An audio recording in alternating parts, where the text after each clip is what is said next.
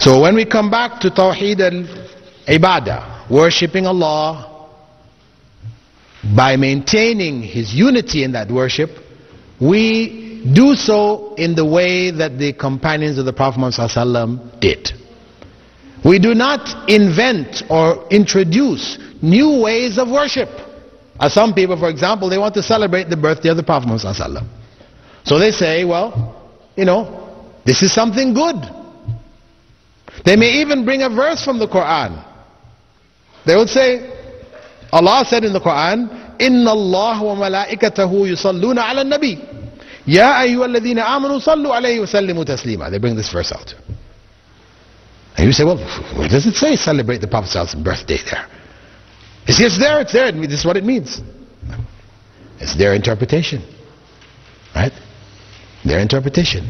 The point is that the companions of the Prophet Muhammad didn't understand that verse that way. And that's why they never celebrated his birthday. And he himself didn't understand that verse that way, and he didn't celebrate his birthday. And the early generations didn't celebrate his birthday. It wasn't until some 400 years after the time of Prophet Muhammad ﷺ that his birthday began to be celebrated in Egypt in the Fatimid Shiite rule. In the Fatimid Shiite dynasty in Egypt, the celebration of the Prophet ﷺ's birthday began. So we say this is not legitimate. Some people say, well, okay, leave that aside. Just the idea of celebrating his birthday, what are we doing in the celebration? We're only remembering Rasulullah ﷺ. We're asking Allah to bless him. These are all good things. We remember his seerah, his life, and all this. These are all good things. You say this is not good in Islam? Yes, these things are good things. But to combine them on that day, every year, you have now created something new in the religion. This is bidah. Similarly, we could ask, if somebody suggested to you, you have to understand bidah, sometimes it involves something completely new, like the idea of the birthday celebration, because we don't really have any precedents for it at all in Islam.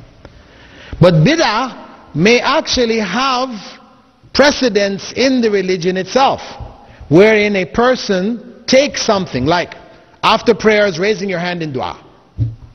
After every prayer, people raise their hands in dua. People say, well, what's wrong with that? What's wrong with it?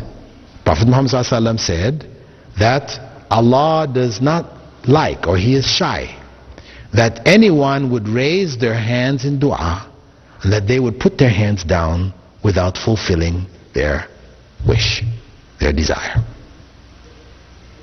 Isn't that implied that we should raise our hands in dua? Prophet Muhammad ﷺ raised his hands in the dua of istisqa, the prayer to seek rain. He raised his hands so high, that's how he did it, they could see his armpits. Say, here's the evidence. But the point is, we do not find any narration indicating that the Prophet Muhammad ﷺ, after every prayer, raised his hands in dua. People say, this is picky. Why are you going to get so picky? If it said that you raise your hands, Allah is trying not to give you. He said the Prophet ﷺ raised his hands in istisqa. Why can't we just do it after every prayer then? What's the problem here? We say, the sunnah of the Prophet ﷺ is not just what he did, but also what he didn't do. You have sunnah fi'liya, the sunnah of actions which he did, and sunnah tarkiya, or sunnah of actions which he didn't do, which are religion, dealing with the religion. Of course, there are many things he didn't do which he didn't like personally. We're not talking about those. We're talking about things connected with the religion. The things he didn't do, it is sunnah not to do. Very important. Because if one opens this door, that as long as he said this, he said that, we can put it all together and come up with something which he didn't do, then the religion becomes innovated.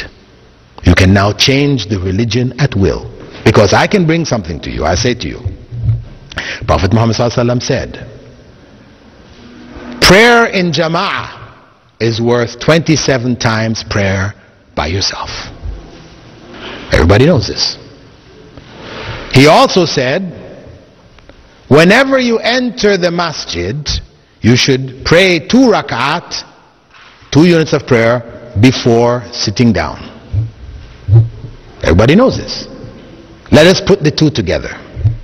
We come into the masjid. I now suggest to you, let us make tahiyatul masjid in jama'ah.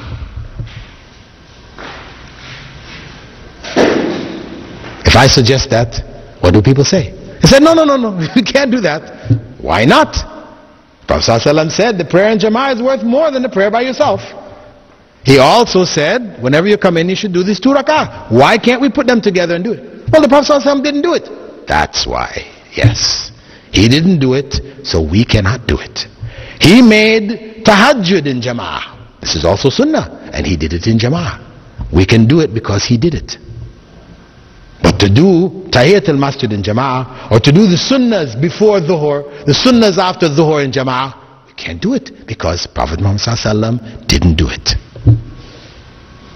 And that's emphasized by his well-known statement, ما تركت شيئا يقربكم إلى الله إلا وأمرتكم به. I didn't leave anything which would bring you closer to Allah without instructing you to do it. That's the bottom line. If it's gonna bring you closer to Allah, Prophet Muhammad ﷺ told us to do it. If he didn't tell us to do it, it will not bring you closer to Allah, no matter how good you think this is, how much reasoning you give behind it, it will not bring you closer to Allah. It will take you farther away from Allah. This is the basic principle based on the statement of the Prophet Muhammad ﷺ, Man ahdatha fi amrina ma laysa minhu fahuwa rad. Whoever introduces anything new in this religion of ours, not approved by Allah and by the Messenger of Allah, it is rejected. This is to protect the religion in its pristine purity from change, deviation, etc., like what happened to the other religion, the other messages which were of Islam but became distorted in time, like that of Christianity, Judaism, etc., etc.